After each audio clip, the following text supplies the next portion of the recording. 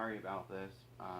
It took a little while to actually make the video because I actually tried making this video like 2 times, and it was like later at night and people were sleeping, so probably wasn't best to record that then. But since I'm awake now and since it's the afternoon, I promised a paranormal series. So the very first thing I'm going to be talking about is the Tampa, Florida Historic Theater.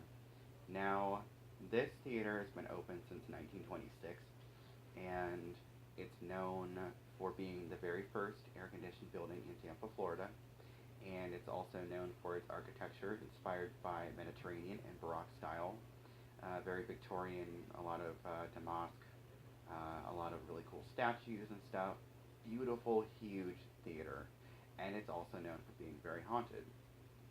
Now, there's a very talked about man who resided in this theater who also worked there. His name was Mr. Finley. A lot of people called him Mr. Fink.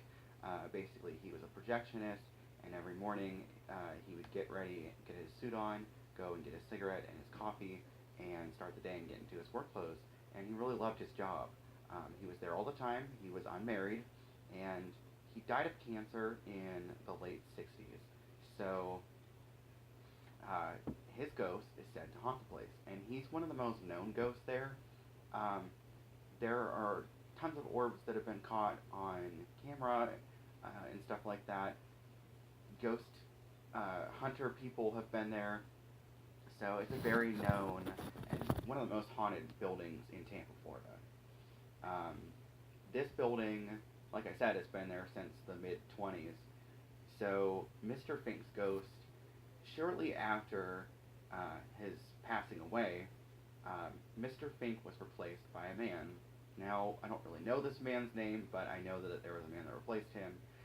Subsequently, a lot of the times the projection, the battery was going out, and ghosts are known to take energy from electronics and things like that, kind of like an energy drink, to manifest themselves and to show themselves to other people. Now, the guy ended up quitting his job because he kept feeling a presence, he kept seeing him in the side of his eye, and a lot of the times people will hear jingling of keys or rattling of the doors, and they think it is Mr. Fink. He's been seen behind the stage, and he's been seen in the projection booth.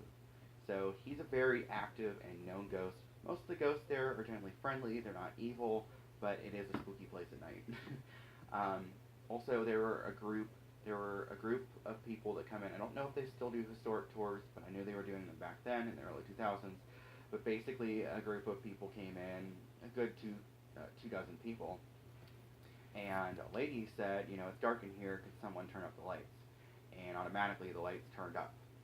And they were like, holy crap, who turned the lights up like that fast? And basically the tour guide said, I just want to let you guys know, this building is haunted. So about a dozen people got up and left. And there were also a group of skeptics that came in. They were very scientific, very practical, and didn't believe in paranormal things, and very skeptical about the whole paranormal idea, and came in there, and they were, touring the place with an open mind, and basically they heard jingling of keys, and they heard door rattling upstairs. And when they went up there, no one was there, and the door opened by itself. And this building is also very known for Mr. Fink, or Mr. Finley's brother, who also haunts the theater as well. And it's very known for an organ that plays in the middle of the night. So it's a very extremely haunted place. If you guys ever get the chance to visit it or have visited before, let me know in the comments. This is the very first paranormal video, and like I said, there will be a lot more. But I am doing my research, and I will let you guys know on more of them. But this is the very first one. Actually, very second one, because I did the haunted cemetery in Spring Hill. But like I said, through now, for the Halloween season, I'm going to try to find different haunted places in Florida. And even if I run out of haunted places in Florida, I'll still talk about some really cool ghost stories, or just really creepy stuff, or dark history and stuff like that. Also, Black Friday was talking about dark history as well, how she wanted to do that in the bathtub with her hex bombs and stuff.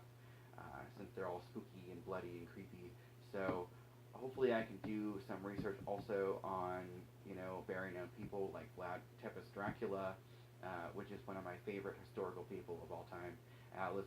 Elizabeth Bathory, the Hellfire Club. I'm going to try to do some research on those things as well. So it's not just going to be about Florida. But until next time, guys, thank you guys for watching, and this has been my second paranormal video. Thank you guys. Stay tuned. Bye.